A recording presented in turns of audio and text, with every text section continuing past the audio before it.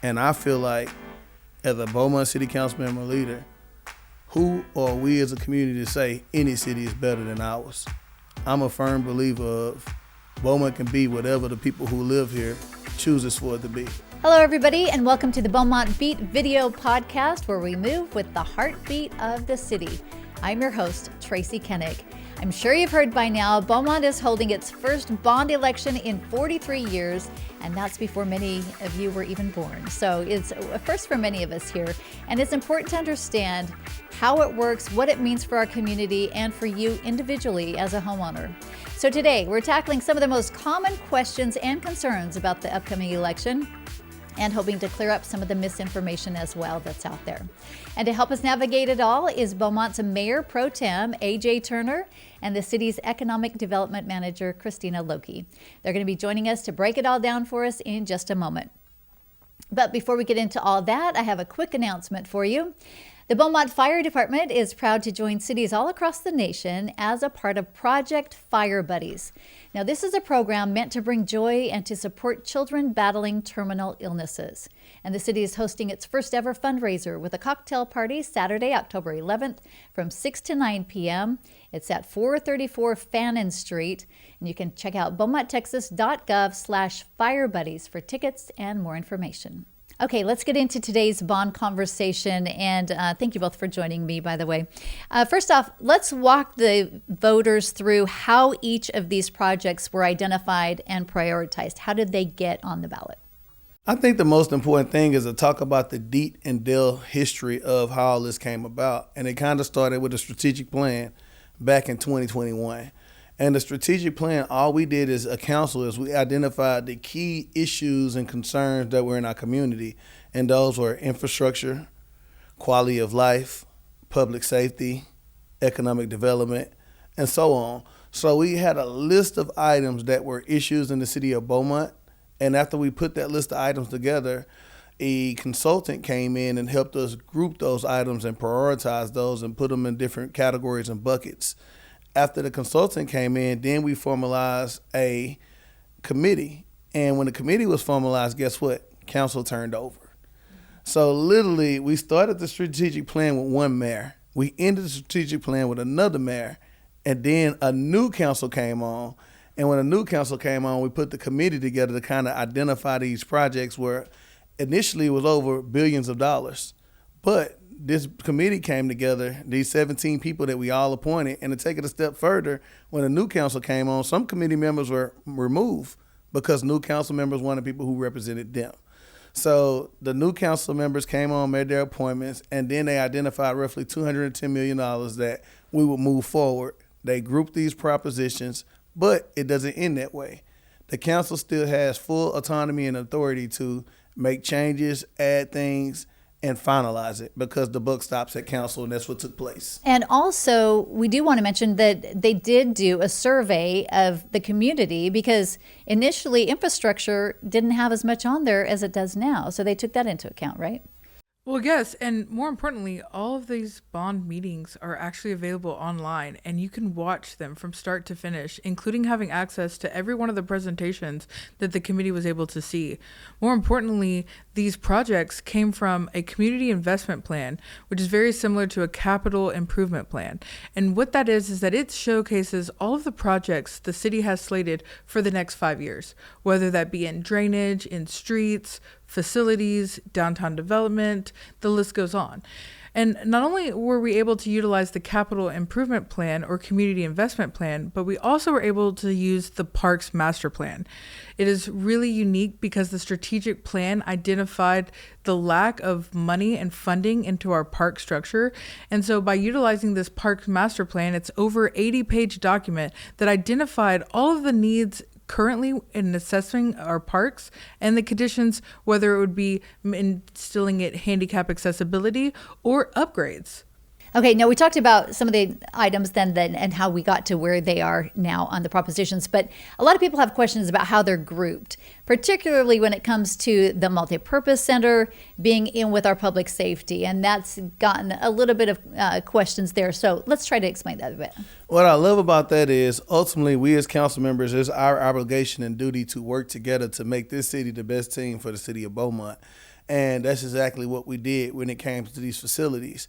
I won't get into dates, but what I will do on my own platform, I will further go into detail and dates of every council meeting, every meeting starting in 2021 to where we landed when we finalized everything around mid-August. I will show every date and highlight what meetings took place and what suggestions were made and how did we land on this. And I would love to do it like that because it's too much in-depth detail to discuss it in this short amount of time right now. But I will do it on my personal page because I think it's important that we show that level of transparency on how did we land here. And really, it's our job as a council to work together to kind of reach a common goal, and that's what we did. And we work with the community. Like I give you an example, you guys stated earlier, a lot of the infrastructure originally was not in Proposition A. It wasn't local streets. But once we started hearing from community and neighborhood associations, their concern was we want to see some of our local streets that are in disrepair actually be a part of this bond. We want to see some of our drainage that is in disrepair be a part of this bond. But they also said sewer. That's when it gets kind of in-depth detail because our sewer is paid for through our enterprise fund, which is a private fund. And that's when we kind of get into how complex government can be and how in-depth is spending and where the funding has to go. And that's where we kind of landed. So we have drainage and local streets now when originally it wasn't in the initial bond proposal. Well, and I think what's important is to understand why it wasn't all included. You know, if any of the propositions were to not pass, the city would not be able to issue debt for any of those projects for up to 3 years. So you have to understand why maybe a public works director wouldn't be so willing to put out all of these major projects that potentially we wouldn't be able to wait 3 years, you know, for the city not to have. And more important than that, I think we have to see is that the reality is simple. You know, the bond committee overheard all of these projects and they saw the importance of a police department. But at the time, there was a notion of $100 million and 12 acres that was needed there. They also heard about the multipurpose complex. They heard about fire station number 4. They did not hear about fire station 8 or 10 because it was not included as a part of the community investment plan. And I think that's where everything goes back to. But I have to chime in because I came on council in 2021, and that same fire station was in the community investment plan when I originally came on council. Mm-hmm. And the way I looked at it is if it was additional things that needed to be added, it's been 4 to 5 years. Why hasn't it been brought forth and put forward? And I'm not saying that we don't need to address all things, but let's follow the process and work the process. And to kind of further extend on what Christina said, once you approve a project, it has to be budgeted. That's 1 year. Once it's budgeted, it has to go out for a request for proposals, which you have to get qualified people to actually bid on the project to do the work. That can take up to months. Once that's done, you have to actually allocate the funding to the contractor to do the work. And that can take up to a year to a year and a half. So to get anything done on a local city government level, it takes major projects a minimum of 3 years. Right. 3 years. Okay, I really want to get back to this being under Prop B, though. Explain to the citizens why the multipurpose center deserves to be in Prop B.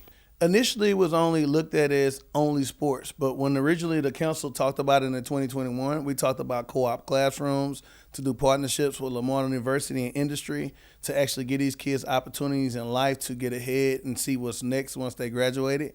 We talked about all kinds of programming that we would run out of it.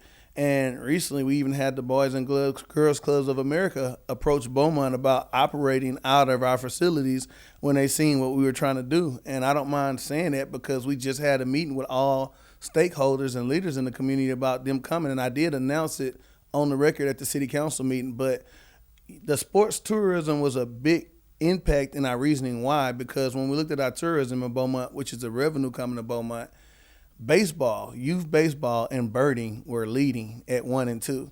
And why not utilize what's working? Parents are packing their kids up and their families up to go travel and play sports. So it made sense to have this type of facility because it's actually working and it's proven. The only facility close to what we're trying to do is way in Austin. So it's nothing between Austin and currently where we're at that's doing this. And the only aspect of it is like, why don't we utilize this facility for just more than sports? We initially talked about this in 2021. We want to run programming. We want to run literacy programming for our kids to help the scores at BISD go up. At the end of the day, we always say these parents, need to do a better job, but these kids don't choose their parents. They don't choose who they go home to once they get out of school. And a lot of these parents are working multiple jobs simply to make ends meet. The truth facts to what AG just said is simply this. $392 million was spent last year in the visitor economy alone. And more important than that is that during the RFP process, any amount over $50,000 must have over 4 council members' approval. And that is not based on just the city manager being able to account or allocate an RFP to just anybody. So we have to understand that there already does exist oversight within the city of Beaumont. Yeah. Okay. We're going to talk a little bit about the economic development part of that coming up in just a minute. I want to get now to the local media.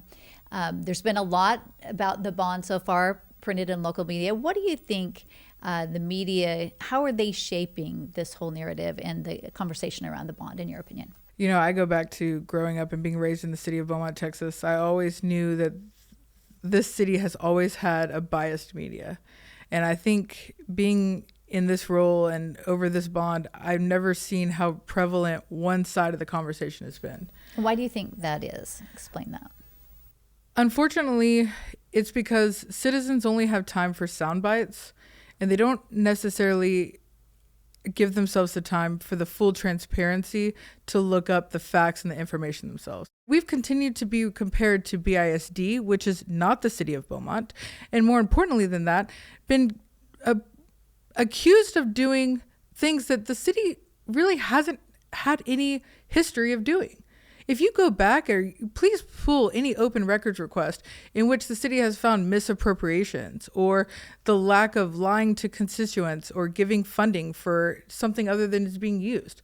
The city doesn't have that history. The county and BISD may, but I think it's difficult sometimes for citizens to realize that the city of Beaumont is not BISD and it's not the county. And you think those are the number one concerns? What kind of concerns are you hearing, AJ? I think for me, being born and raised in Beaumont, I understand the culture of Beaumont because things happen that are bad that we talk about in our pockets, but we don't sit down and talk about it with people who may think completely opposite of you. I'll use BISD, for example. At that time, I was a sophomore in college. I was getting my education, but we're still talking about something that was literally 17 to 18 years ago because we weren't adults or professional to talk about it at the time it happened with opposition.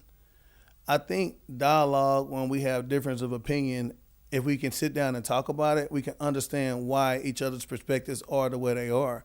And one thing that I've learned from the BISD situation was, things went wrong with funding, but the oversight over it, oversight committees and different things of that magnitude are being specific in where dollars are going, not lumping things together. I've learned valuable lessons in how I'm handling this situation in comparison to what I've seen in the prior situation, was almost 20 years ago. For example, with streets, we didn't say we would fix streets in Beaumont. It's actually specifies what streets will be addressed. And that's one of the issues that I've seen with BISD, from being able to sit down and listen to the residents, some of their concerns. You have to be able to listen as an elected official to make proper decisions. Another thing, with Ford Park that happened when I was in high school, like literally I wasn't even eligible to vote when that came about, but listening to citizens, it could have been a great idea and intentions were definitely probably in the right place and right. But ultimately, when you're dealing with multi-million dollars, you always should, as an elected official, bring it to the voters. Yeah, and the trust is so critical, especially when you're talking this much money and people's taxes. But there are some laws that have changed. Let's talk a little bit about some of the safeguards that are in place to protect our voters' taxes. Yeah, well, I think first and foremost, it's the ballot language. I mean, we have to understand that the ballot language that gets approved by the Attorney General becomes what is the laws and regulations on that funding and where that funding can be spent.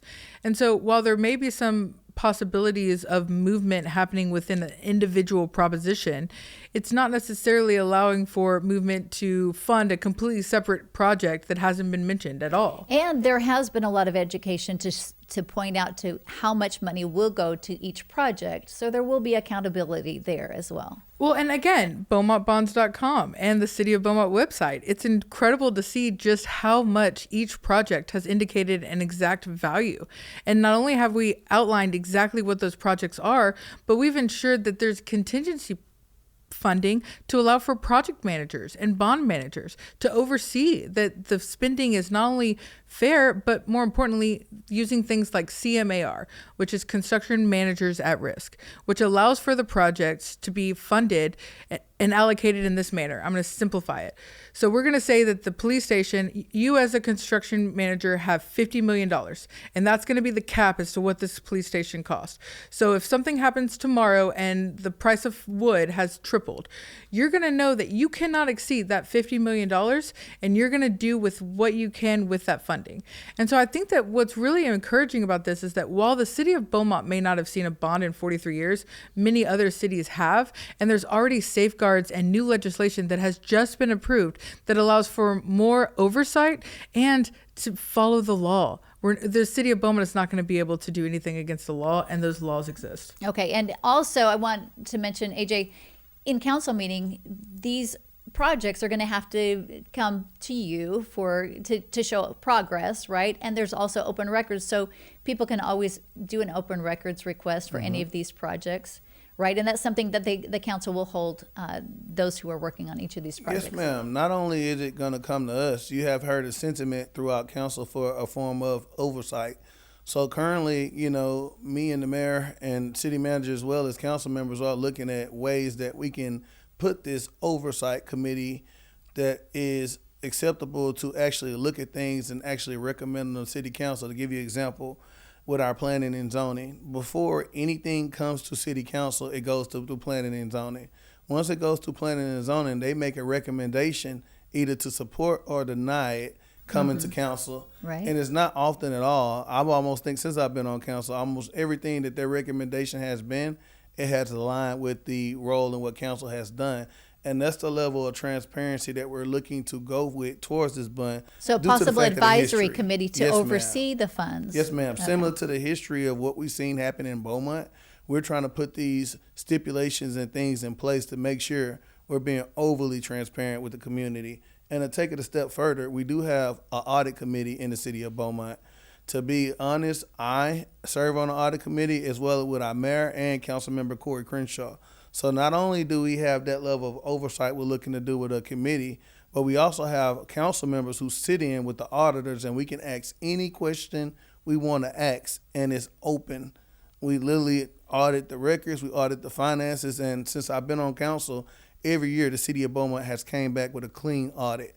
Regardless of what's campaigned and what's said, the facts are the facts. We've came back with a clean audit every year since 2021 I've been on city council. So you can look at the viewers right now and assure them that their money will be spent on these projects exactly the way that they are set up. Yeah, I assure them that we will put all stipulations in place, and we're still open to even more. If it's additional things you'd like to see, here's your opportunity to communicate with your council members to what would you like to see to make this thing more transparent? Anything you're willing to tell us, we're open. It's our job as elected officials to represent you guys and move in a way that you guys see fit. And an audit committee is something we have consistently heard of, as well as a committee to oversee things. So it can be recommendations made to us versus council members specifically making decisions to move forward. And I'm okay with that type of transparency because I signed up for it. My end objective is to make Beaumont the best city I ever could make it, and anything I can do to make citizens feel more confident in it, I'm willing. And I think just to add to that, remember the staff of the city of Beaumont, because this staff is working tirelessly, adding more hours from this bond, and more importantly, they care about the future of this city. So give the staff some credit, because we are all working diligently to ensure that your needs and all of your concerns are not only addressed, but to ensure that we actually get to the finish line, because that's our goal for a better Beaumont and a stronger future. Okay, we're going to get to some more important questions in just a moment. But first, another quick announcement. Oktoberfest is this Saturday. Take a look. Celebrate fall at the City of Beaumont's 10th annual Oktoberfest at Rogers Park, October 4th. This special milestone celebration with German-style beers, tasty food trucks, and live music from the Golden Triangle Brass Quintet, running on credit, and headliner Madame Radar. Families join in with Kidtoberfest activities with face painting and more. Mark your calendars, October 4th at Rogers Park. More info at BeaumontTexas.gov. Brought to you by the City of Beaumont with support from Del Papa Distributing and Education First Federal Credit Union. We can't wait to see all of you out at Oktoberfest. And as always, you can stream this show and past episodes of the Beaumont Beat on multiple platforms, including Apple Podcasts, Spotify, YouTube, and anywhere else that you listen to podcasts. Subscribe to our channel, like this episode, and share it with others so they too can enjoy it.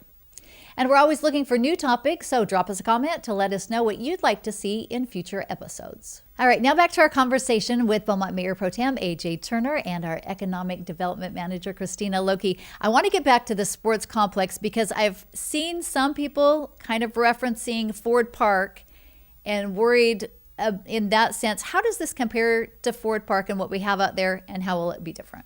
Well, the number one thing is when we hear Ford Park, awfully some negative connotations are tied to it. But the reality is, I as a citizen have utilized Ford Park in the past. I brought shows like Frankie Beverly and Maze. I did a show at one point with 2 Chainz, Yellow Beezy, and Lil Baby, which are some of the biggest, entertainers in the world. But I've utilized that facility to do a various of things because it's an asset to the community that I feel like is underutilized. But we're not paying attention to the fact that the number one thing in tourism is spurred from Ford Park, which is youth baseball. And I've learned through CVB, it's called indirect impact. That means when these families and these kids travel to Beaumont, Texas, they're staying in our hotels.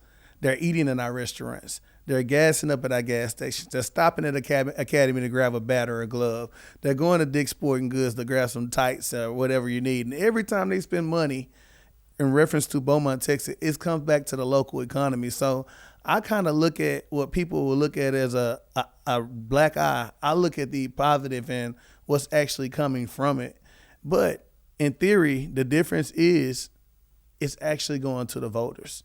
I actually learned, and again, I was in high school at the time that this thing was built. I wasn't even eligible to vote. But I learned that the voters have to have some form of input and say so. And initially, like we said earlier, it was initially its own individual agenda proposition. But what took place is council members made a recommendation to put it with facilities because it is a facility that does more than just sports. When we start talking about the classrooms and the educational things, we have Khan Academy that we have in our libraries that we can utilize in these computers to help kids with their literacy. We have the AR situation where we want kids to come in and get AR points.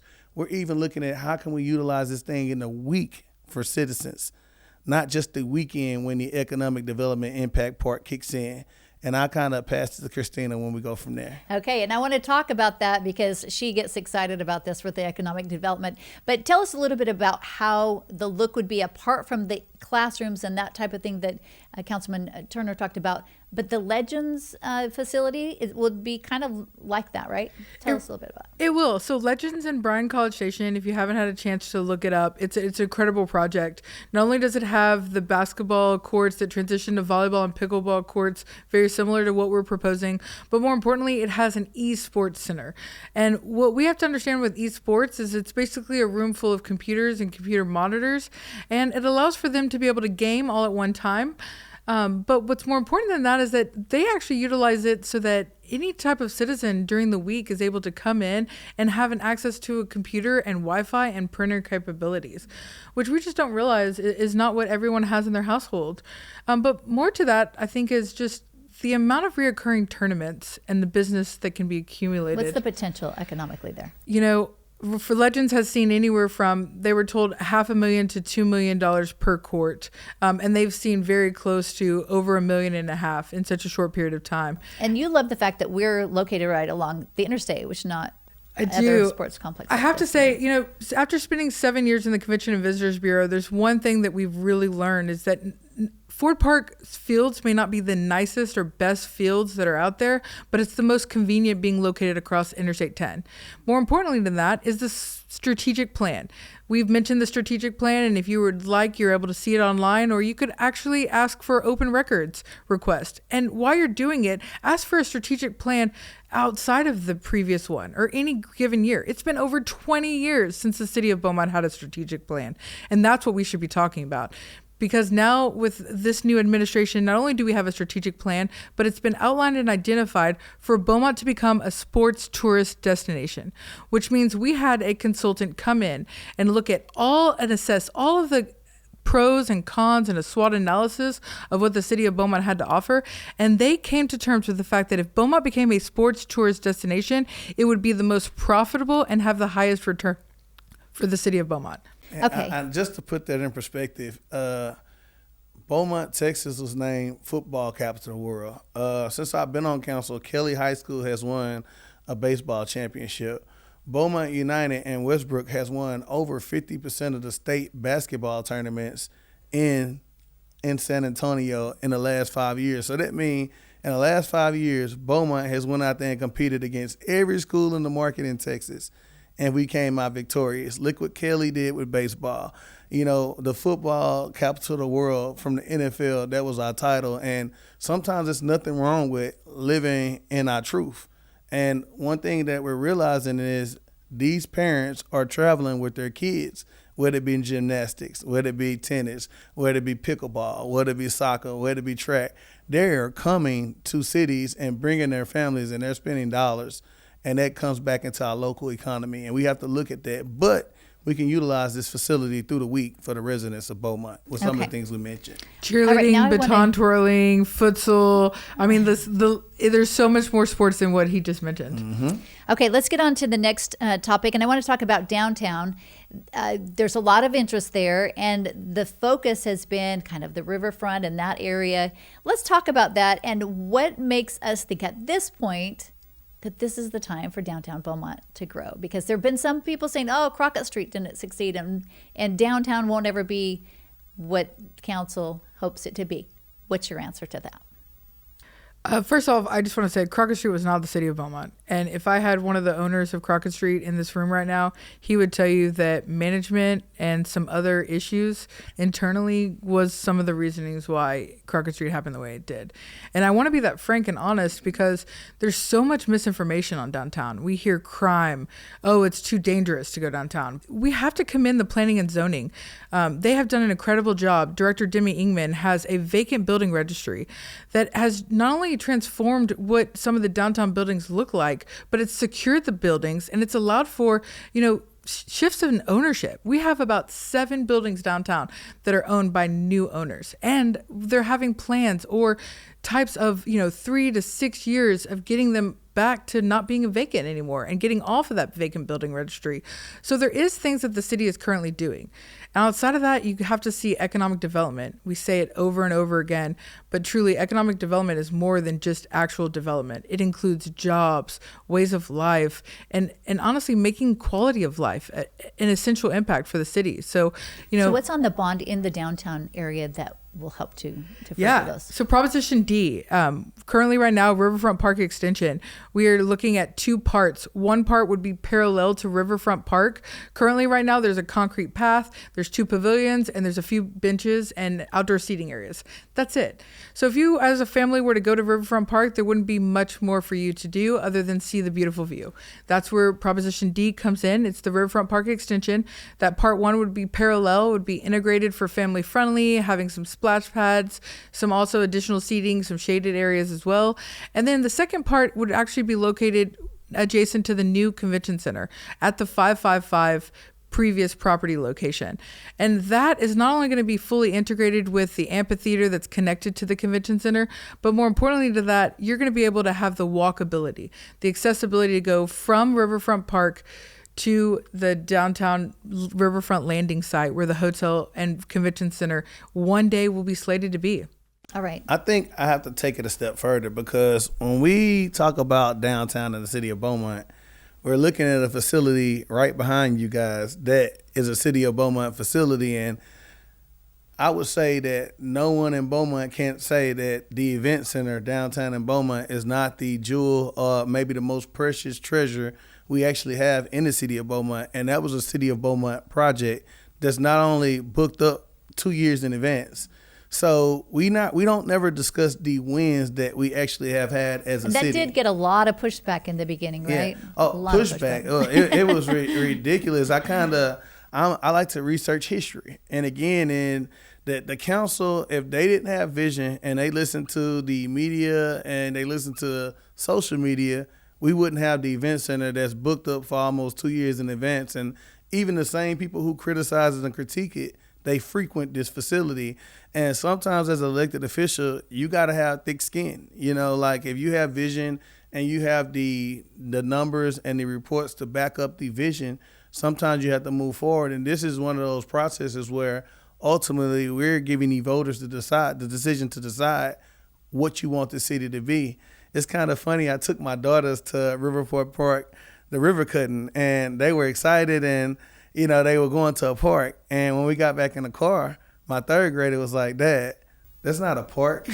You know, and I was like, "Well, what do you mean, sweetie?" She said, "All it is concrete and water, but it was no playgrounds. It was nothing that we see at parks." And, you know, the beauty of it is with my kids, we travel often to some of these other cities, and you see these splash pads. You see these, you know, you see canoeing going on. You see these magnificent playground structures. And what I'm saying is I think the citizens of Beaumont have the opportunity to decide if they want that same thing in their community that we travel to other cities to see.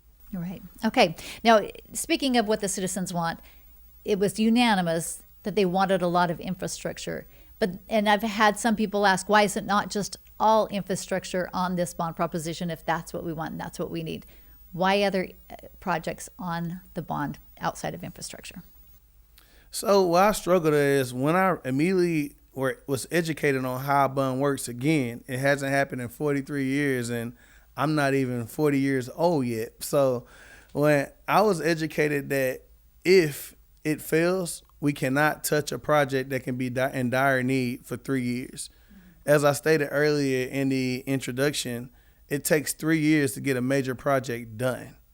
You have to budget it. You have to go out for RFP. You have to go with your contract. You have to monitor your contractor to finish the project. So that's almost a 3-year process. So imagine if a project that was slated to happen next year could be 6 years down the line just because we put it on this bond. You have to look at the immediate needs like sewer and drainage and our CARES Act funding. The city of Beaumont got $32 million of CARES Act funding, which is money from the government. You know, they brought it down to help after COVID. And what happened was we chose to take $29 million out of that $32 million, and we put it solely towards sewer and drainage. And that drastically helped with the injection and making things better. We're not where we need to be, but that was us listening to our constituents. When I first got on council, it was brown water calls almost every other day around 2021. I haven't got an email about brown water in the last 5 to 6 months, but I would say that's because the citizens communicated with council, we listened to the citizens, and we made the proper investments where the citizens felt it needed to be invested. And that's what government is all about. It's good stories. It's not always what you see on media. You know, like when I'm in a grocery store, people come up to me all the time thanking me for the senior citizen discount on water rates. It's things people actually like to see, and they say all the time, AJ, I'm not going to get caught up in the social media negativity. I'm not that kind of person because I don't want to comment because I don't want to be attacked. And that's what it's kind of turning into, unfortunately. But when you sign up for a role like this, you know, you got to go with what comes with it. Yeah, and you did mention the 3 years. I know that Molly Villarreal, who's our Public Works Director, was hesitant to put any of these projects. Initially, she said, I have nothing to put on the bond because of that, where you are taking a little bit of a leap of faith that the voters will see it as something critically important, but there are so many projects that she does want to get accomplished, that if they were to go on the bond and not pass, then it would set us back a bit. So I think and honestly, Molly and I kind of went back and forth a few times because, my biggest thing was ROI, return on investment. For every dollar we put on this bond, if the city could just make $2, imagine what would happen to our economy. But the city manager honestly had to put me down and remind me that, the city has not gone out for bond in 43 years, which means there is a massive list of quality of life projects like the fire station that has just repetitively stayed on the capital improvement plan over and year out because the city hasn't necessarily had the funds to fund such big projects. And, after going out for bond in the last 3 months and just the negativity on the media, I completely understand why it hasn't been 43 years. And it's so a bold move, and you take a lot of hits to ask voters to increase their taxes, right? And I think both of us, it's not about the hits. I think what we're really, the concerning factor is that there's no one puppeteering, AJ or myself or any of the directors at the city of Beaumont. Again, it's a strategic plan. It's a capital improvement plan. It's a parks master plan. It's truly having a vision and a mission within the city of Beaumont and just trying to account for that. So do due diligence and look at the facts. They're all there. All right. Is that your number one? I was just going to ask you, what's your number one takeaway? What do you want voters to know, the number one message you want to give them before they head to the polls in November? Well, my biggest struggle is when people say things are coming out of nowhere, and I know that time and energy we put into a strategic plan. As a council member, we had almost 8 to 9 meetings formulating a strategic plan. They were all open to the public. And again, you can go back and research from 2021, every day we had a meeting. On top of, it's been 3 different councils, completely different since I've been on council. I've never had the same 6 people serve with me in the last 3 terms. That means opinions change and people change and initiatives change. But me as a council member, I may be the youngest, but I'm the oldest in season on the council. It's my job to work with everybody, regardless of their opinion, regardless of their approach of what we can do now to make the city better. I think a lot of elected officials miss the mark on this nationally as well as locally. You campaign to get elected, but once you get elected, it's your job to work with the people you're elected with to make whatever you're representing the best you can make it. And that's what I like about this current council. We're actually working together. We can sit down and have tough conversations, even if we don't agree. We can sit down if we have a disagreement, whether it be on social media or whether it be on dais, and we can have we can go eat dinner afterwards and have that conversation. And me as one of the older ones on the council, but again, the youngest, I know the dynamics of what it looks like if you don't work together, because I have been a part of groups where you cannot agree on anything. It wasn't necessarily me because I can get something done with everybody, but I have seen it be pretty tenacious where you can't work together. And we all know in Beaumont, that's the truth about how the past has been in history with government. But you have a council that's willing to work together, listen to one another. But we have a lot to overcome because it's a lot of wounds from the history of things that has happened in Beaumont that some people aren't healed from. I kind of look at it like my marriage with my wife. If we have a disagreement, and I'm holding on to it 5 years later, the marriage will never be healthy. So you got to be able to talk through things. You got to be able to have uncomfortable conversations. You got to be that open-minded to listen to somebody who may think completely different from you and put yourself in their shoes. And maybe you can land somewhere in the middle where you can make things best for the city. You're going to have people who don't agree with you regardless of what you do. But I got on the council to work with my people and make the city better. And I refuse to stand stagnant, just because some people don't agree. I'm about making Beaumont better. I mean, I think you said it. We've become so much more diverse. And not only are there so many different types of people here, but we're all integrated. We're all married to one another, and now their cultures have become our cultures. And that's the way you have to look at this. This is a comprehensive bond. If we were to put just 15 random citizens, line them up in a row, and ask them what was their favorite project and least favorite project on the bond, you're going to get 15 different answers. And I can attest to that because after going to every ward bond meeting, I have talked to so many citizens, and every one of them have different concerns. And it's so exciting to see people care. It's exciting to see citizens care about what is going on in the city. But they need to be informed. And the one thing that I would ask is just that you go to BeaumontBonds.com or to the City of Beaumont website, because the information you're getting from your media and your social media just shows snippets, and you deserve the whole picture. And outside of that, I would actually say it is so important who we vote onto our council. And it is so important that they learn and they know the city's priorities and they understand the strategic plan and they understand the community investment plan and the Parks Master Plan, and they read it. They don't just see it and approve it, but they read it and they learn it, because that's going to be the future for us. The future for this city is a strategic vision that's mapped out. And it's so exciting that this administration has brought this adoption of a strategic plan here. Now we have to make sure that our citizens and our council members know it and adhere to it, because that's the motion and the directors of the city of Beaumont is going in. And we all just want to be going in the right direction so that the future of Beaumont can be bright. All right. And I just have to say this last thing.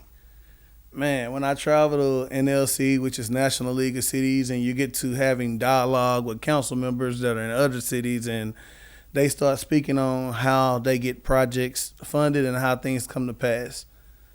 The average city, every 3 to 7 years, they go out for bond and they let the citizens decide how they want their communities to look. And most of those cities who are doing that, their population is growing and they're getting attractive quality of life things in place, and people are actually coming to their cities. Just to put it in perspective, simple math, 43 years, and the average city that's growing and thriving is doing it every 3 to 7 years. Beaumont, we're behind. It's up to us to decide if we want to catch up. But we have to look at what's working in other cities. And I feel like, as a Beaumont City Council member leader, who are we as a community to say any city is better than ours? I'm a firm believer of Beaumont can be whatever the people who live here chooses for it to be. I refuse to let somebody who does not live in Beaumont tell me what the future of my community should be.